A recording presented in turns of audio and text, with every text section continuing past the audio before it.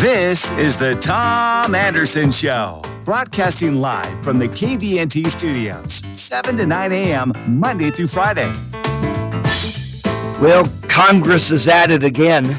The U.S. House of Representatives and the Senate now considering nationally the controversial legislation called PRO Act, which some are saying going to damage the national construction economy and building economy, certainly here in the great state of Alaska. Associated General Contractors of America, I'm friends with a lot of members in this state and in other states. They have a national organization, a big one, 27,000 plus firms, including 6,500 of America's leading general contractors, of course, the specialty contractors as well, over 9,000.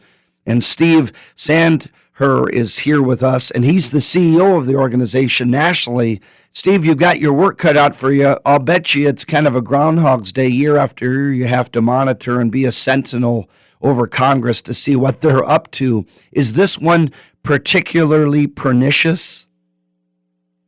Yeah, Tom. First of all, thanks for having me on your show this morning. It's nice to talk to you.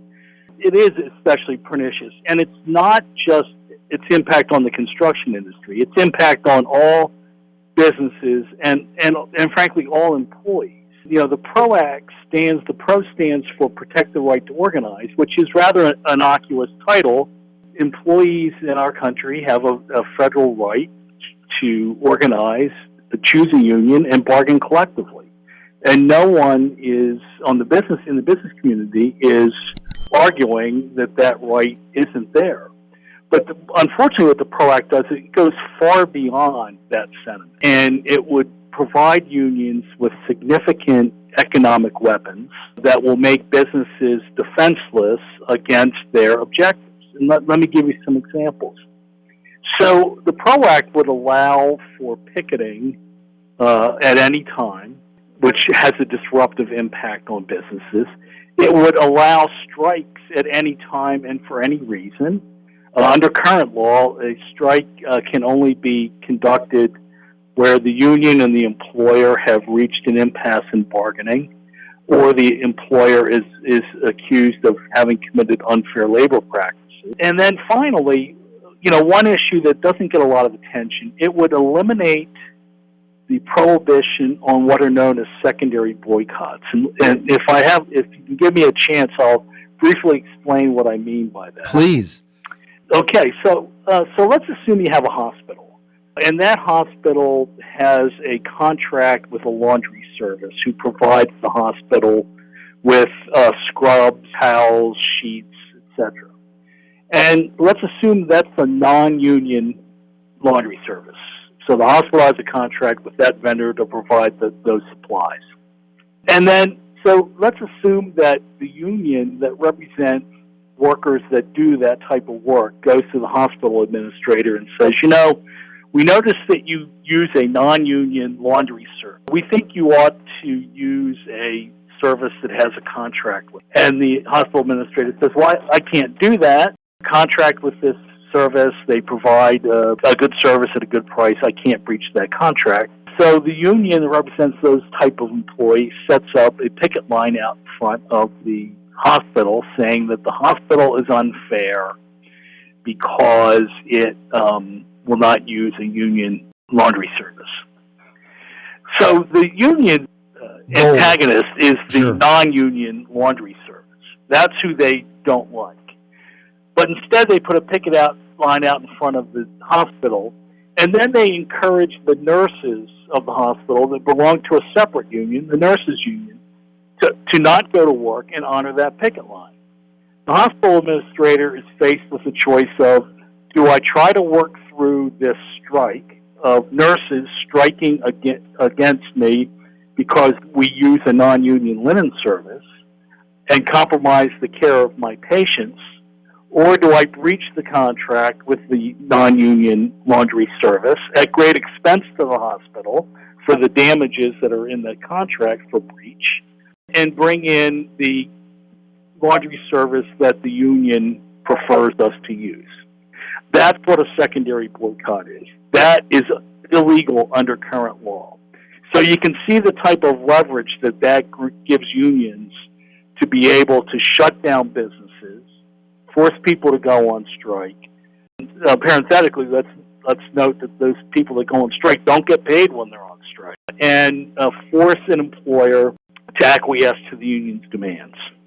You've got one of the best in Maury helping you get your message out across the nation and regionally. And I know that in this region, Pacific Northwest, there's a problem. It's kind of like with the Ninth Circuit Court, where you have a very liberal California and high tax base, but you have construction and projects, and you have members there, no doubt. We have the same seen in Oregon and Washington State, very liberal states, very liberal cities with problems. We hear about headline every day in Portland and Seattle. And then we have Alaska, where it's a conservative state, conservative leadership, and very pro-construction. When you look at the entire map and you look at the history of unions and the labor and workforce development industry, do you think we're getting to the stage where unions' shelf life has disappeared? Or even if that was the case, the better question is how to put a ceiling on benefits and such that people can't afford? Because I don't know if we can backtrack, can we?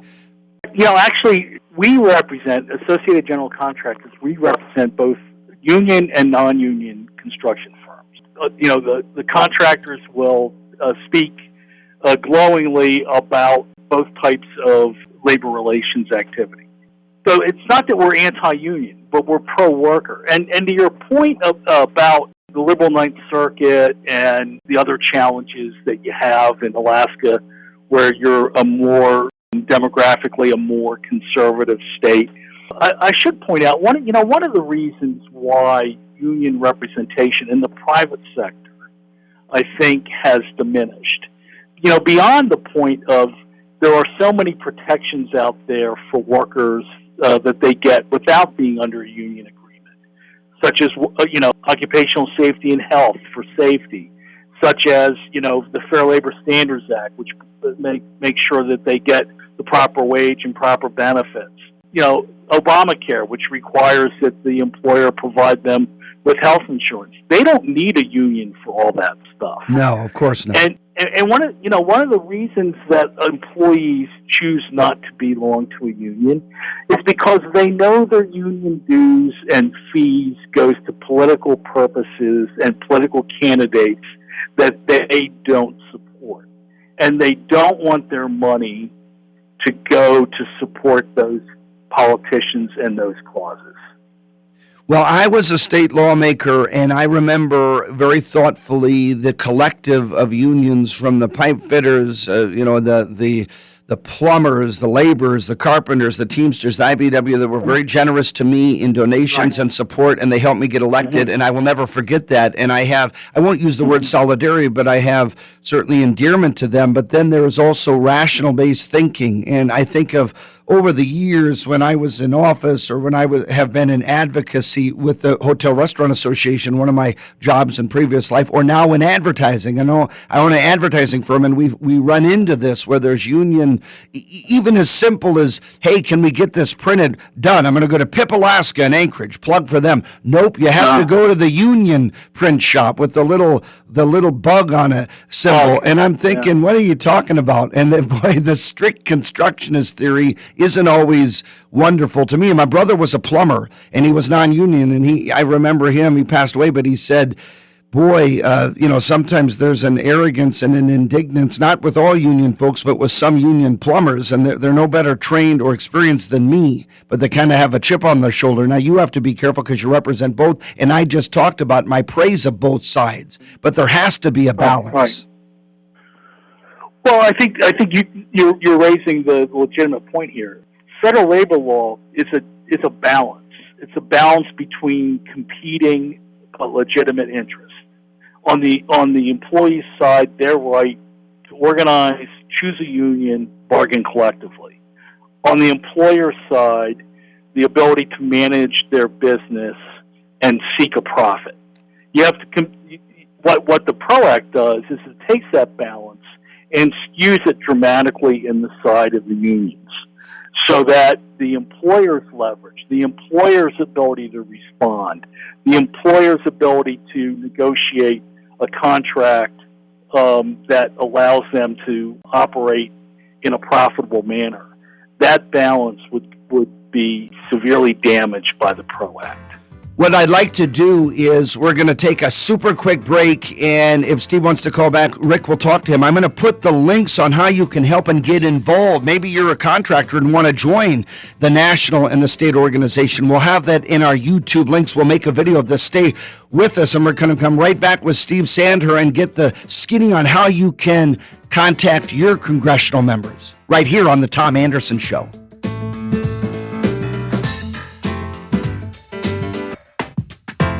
This is the Tom Anderson Show, broadcasting live from the KVNT studios, 7 to 9 a.m., Monday through Friday. We're back, and we are in a discussion that I think really is important across the fruited plains, whether you're in Alaska or another state, whether you're in a populated area or not, and especially with urban centers and with construction booming. Steve Sandherr is our guest. He's the CEO of the Associated General Contractors of America. So that's the entire country. Steve, I got to ask you, and we're going to get into how our delegation feels. Since you're talking to Alaskans, we're a regional show, so I know there's other states. We could get into Washington, Oregon, and where we have other folks listening in the Dakotas. But we will talk specifically about Alaska. But before we get to that level, I have to ask, how did you feel about the Biden victory? And are you going to be active in the 2022 races? I see the astronaut Kelly in Arizona up again. I see Warnock up again in Georgia. Then we'll get to our delegation. But Biden winning, what are your thoughts? And then these other races, will you get involved coming up? You know, Biden's victory, we don't really, AGC doesn't endorse candidates. We provide PAC support to candidates. Our PAC is a separate entity, but we do not endorse candidates. So we did not endorse anyone in the presidential race, nor did we give PAC money to anybody in the presidential race.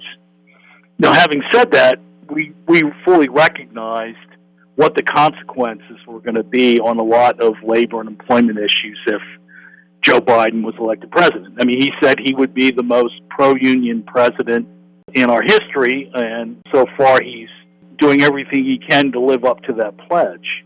If you want to take a look at the PRO Act and where it stands politically, so it's already passed the House, and Alaska's Congressman Don Young voted for the bill, much to our disappointment. In the Senate, there are 47 Democratic co-sponsors. There are no Republican co-sponsors. Chuck Schumer, the majority leader, said that if they get 50 co-sponsors, if the AFL-CIO gets 50 co-sponsors, they'll bring the bill to the floor of the Senate.